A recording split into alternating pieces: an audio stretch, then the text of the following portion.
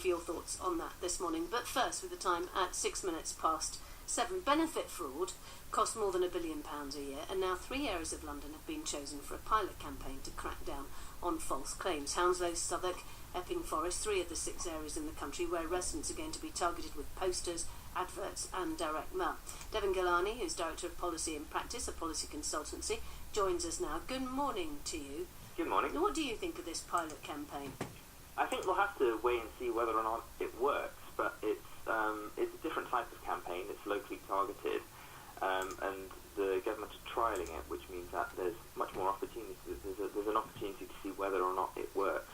I'll be honest though, I'm not massively hopeful because other initiatives like this haven't had a massively material impact, and I think a lot of this comes down to the complexity of the benefit system, which leads to both fraud and honest mistakes by people when they're trying to claim their benefits.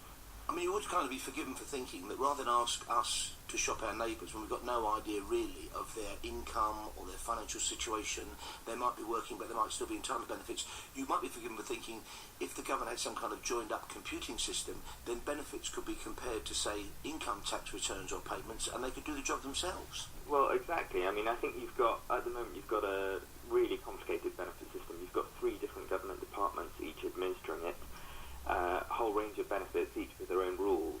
And I think the biggest opportunity to really tackle fraud and mistakes within the benefit system is the introduction of universal credit, which is trying to simplify the system. Now, this is a system that's just been introduced in Hammersmith and Fulham, so we'll have to wait and see whether or not its implementation is making an impact. But it certainly should help because you've got a single department administering all of these benefits, and they all have the same rules. So it should be much easier for claimants to notify the government and for each of the different benefits to be paid correctly, and also reduce opportunities for fraud because each of the government departments are, again, speaking to each other. So it should be much easier to identify when something's going wrong. The other problem is that we've heard that this helpline, the Report Benefit Cheats Anonymously line that you can phone, they discovered in the past that the vast majority of them were actually malicious. Now, we're saying malicious, but perhaps just plain wrong would be more perhaps likely.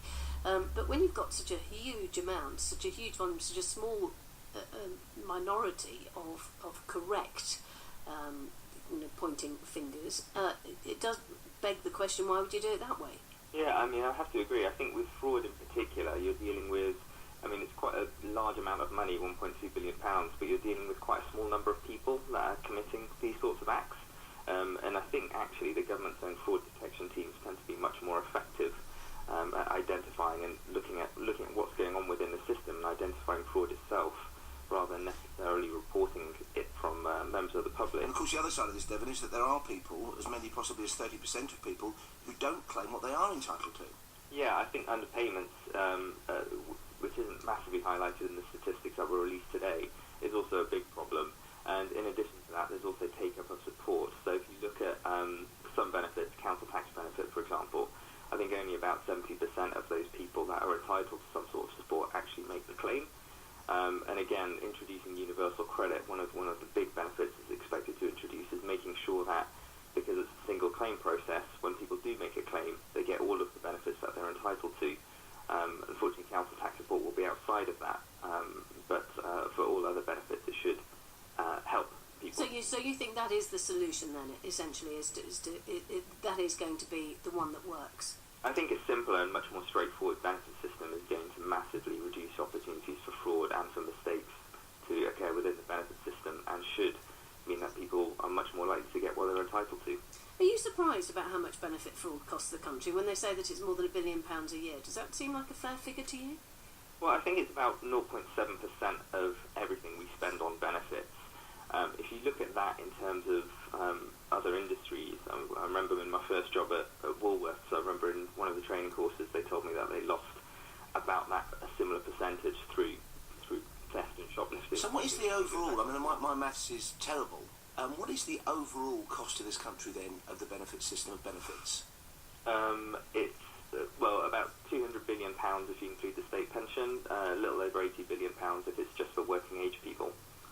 That is quite a staggering amount of money, isn't it? It is a huge amount of money. It's about 1/3 of every pound say that whenever I see the forms that you have to fill out, I'm amazed that anybody manages to swindle it, particularly those people who claim, who have different names, use different names, and get money all over the shop. Yeah, I think it is a complicated system. As I said, that's what leads jobs being put forward. One of the things we do is help local authorities and other local organisations understand how to explain the benefit system to people in a clear and simple way. If the benefit system itself was simpler and clearer, then there'd be much less for us to do, and to be honest, I think we'd be a big fan of that. Thank you for joining us. Devin Galani there, Director of Policy and Practice, a policy consultancy. It's now 7:12 and we're asking for your thoughts this morning on fingerprinting your children at school without your knowledge. Now, the schools are saying